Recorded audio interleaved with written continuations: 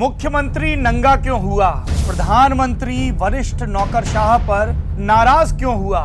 और सदाबहार मुख्यमंत्री, सबसे ज्यादा समय तक एक वक्त में मुख्यमंत्री रहने का रिकॉर्ड बनाने वाले नेताजी को बच्चों के लगाए एक नारे का और उसके अखबार में छपने का बुरा क्यों लगा? नमस्कार, मैं हूं सौरभ द्विवेदी और आप देख रहे हैं दी लल्लनटॉप.com के पॉलिटिकल किस्से। नई खेप वरिष्ठ पत्रकार सुमन चट्टोपाध्याय की किताब डेट विद हिस्ट्री से, जिसे रूपा पब्लिकेशन ने छापा है।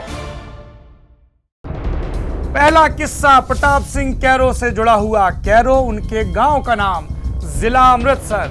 अमेरिका में पढ़ाई की, वापस आए तो आजादी के आंदोलन में लग गए, नेहरू के करीबी, मुख्यमंत्री बने और जो ग्रीन रेवोल्यूशन हुआ पंजाब में उसके अगुआ, उसके जनक बने।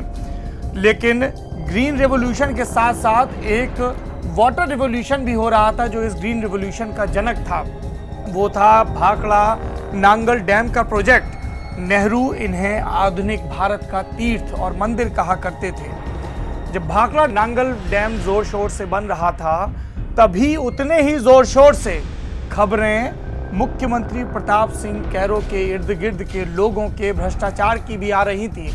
अखबारों में लगातार इस तरह की खबरें छप रही थी। इल्जाम लग रहे थे कि प्रताप सिंह कैरो के रिश्तेदारों को कॉन्ट्रैक्ट देने में उनके साथ पक्षधरता हुई है, उनको फायदा पहुंचाया गया है। ये खबरें नेहरू तक भी पहुंची और उन्होंने प्रताप सिंह कैरो को दिल्ली तलब किया। कैरो दिल्ली आए। नेहरू से मिलने से पहले मिले कुछ पंजाबी भाषा के पत्रकारों से। उन पंजाबी भाषा के पत्रकारों को बुलाया गया पंजाब भवन में।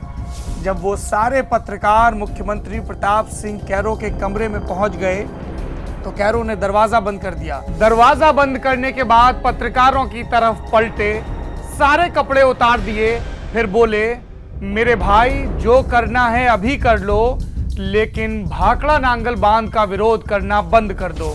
इस किस्से को आईएनएस बिल्डिंग में टेलीग्राफ के ब्यूरो चीफ केवल वर्मा ने सुनाया था सुमन को।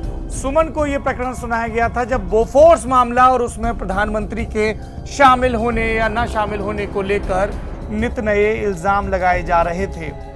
प्रताप सिंह कैरो की जिंदगी बहुत महाकाव्यात्मक है।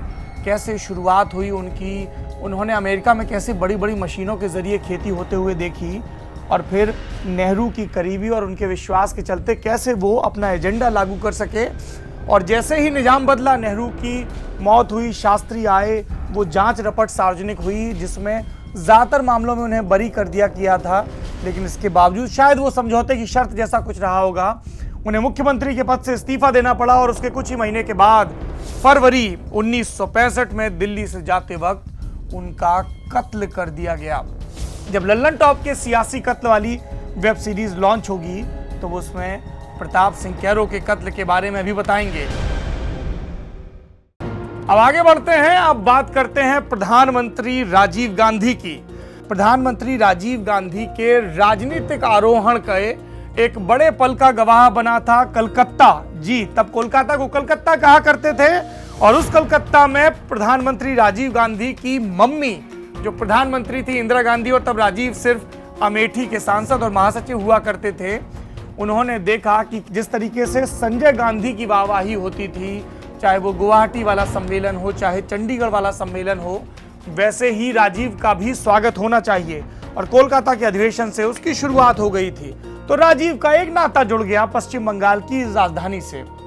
नाते को और प्रगाढ़ता देने के लिए राजीव गांधी ने 1986 से पश्चिम बंगाल का धुआंधार दौरा करना शुरू कर दिया। वजह 1987 में होने वाले विधानसभा चुनाव। कांग्रेस को यह खुशफहमी हो गई थी। कांग्रेस के सूबे के प्रदेश अध्यक्ष, सूबे के अध्यक्ष प्रियरंजन दास मुंशी को यह खुशफहमी हो गई थी कि अब 10 बरस पुराने वाम किले को ढाया जा सकता है।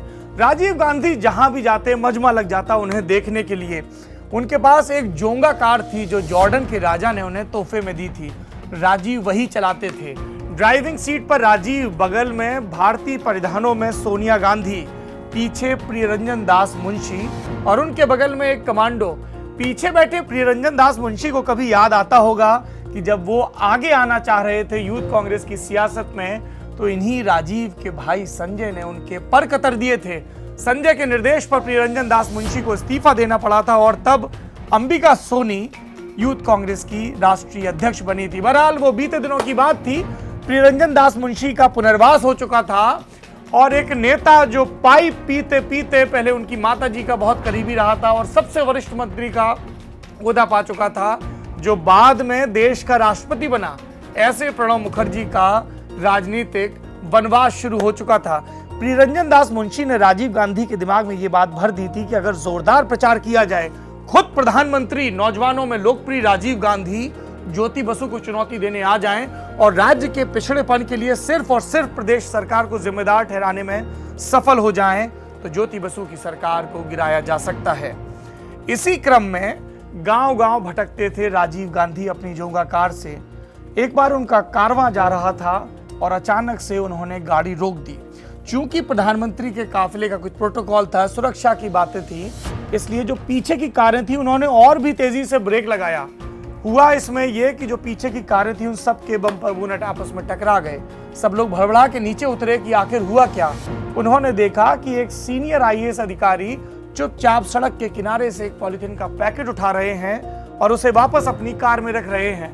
बाद में स्टाफ से बातचीत की गई तो पता चला कि ड्राइव करते हुए प्रधानमंत्री ने अपने रियर व्यू मिरर में देखा था कि पीछे वाली कार में बैठे आईएएस साहब, उन्होंने लंच पैकेट को सड़क पर फेंक दिया। प्रधानमंत्री को यह रवैया बहुत खराब लगा और डपटने के लिए उन्होंने अचानक से कार रोक ली।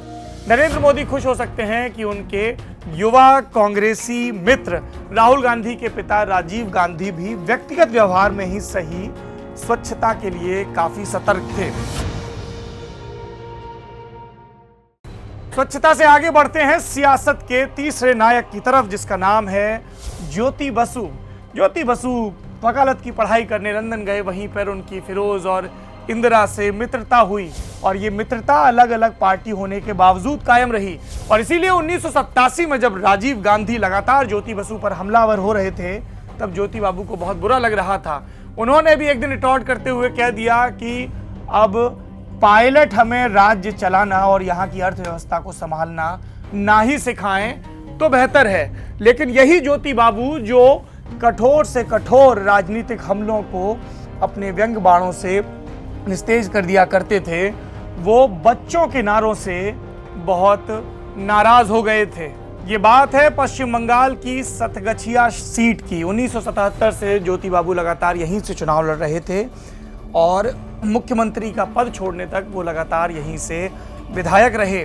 यहाँ पर बच्चे ज्योति बाबू की प्रचार गाड़ी के पीछे दौड़ते हुए एक नारा लगाया करते थे बंगाली भाषा में, ज्योति बाबू नमस्कार 5 बौछारे एक बार। इसका मतलब यह हुआ कि ज्योति बाबू आपको हम नमस्कार करते हैं क्योंकि आप 5 साल में सिर्फ एक बार नजर आते हैं। ये नारा स्थानीय कांग्रेसियों ने इजाद किया था। सुमन जो उस वक्त एबीपी ग्रुप से जुड़े हुए थे, आनंद बाजार पत्रिका ग्रुप से, और चुनाव कवर करने गए थे, उनको ये नारा रोचक लगा और उन्होंने अपनी कॉपी की शुरुआत इन्हीं पंक्तियों से की।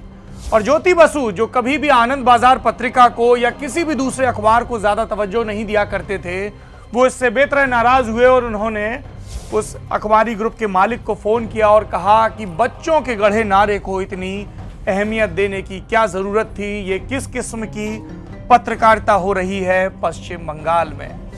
पश्चिम बंगाल का तो पता नहीं, मगर दिल्ली को ठिया बनाकर नई हिंदी, नए तेवर, नए कलेवर के साथ दी लल्लन टॉप अपनी पत्रकारिता जरूर कर रहा है। छौनों के जैसे कदम होते हैं, थोड़े संभले, थोड़े उतावलेपन से भरे हुए, वैसे ही कदम आगे बढ़ा रहा है और ये कदम चुनाव में खास तौर पर कुलांचे भरने लगते हैं। और जब चुनाव नहीं होते हैं तब पॉलिटिकल किस्से होते हैं। अगर आपको ये पॉलिटिकल किस्सा पसंद आया तो इसे ज्यादा से ज्यादा शेयर करिए, अपने कमेंट बॉक्स में राय से भी अवगत करवाइए। आप हमें यह भी बता सकते हैं कि वो अगली बारी किसकी हो जिसकी जिंदगी पर हमारी नजर घूमे और उसका पॉलिटिकल किस्सा लेकर हम आपके सामने प्रस्तुत हों। जो साथी अभी तक फेसबुक पर दी लल्लन टॉप के पेज से यारी नहीं कर पाए हैं, वो भी ये काम जल्दी से कर दें। हमारे फेसबुक पेज को लाइक करें और उन दोस्तों को जरूर टैग करें, उनको जरूर मेंशन करें कमेंट बॉक्स में जिनकी सियासत में दिलचस्पी है या जिन्हें ये प्रकरण रोचक लग सकते हैं। जो साथी यूट्यूब पर ये वीडियो देख रहे हैं वो दी लल्लन टॉप के चैनल को सब्सक्राइब करना ना भूलें और बेल आइकन भी जरूर प्रेस कर दें ताकि जब भी पॉलिटिकल किस्से अपलोड हों आपको फौरन से खबर हो जाए। शुक्रिया।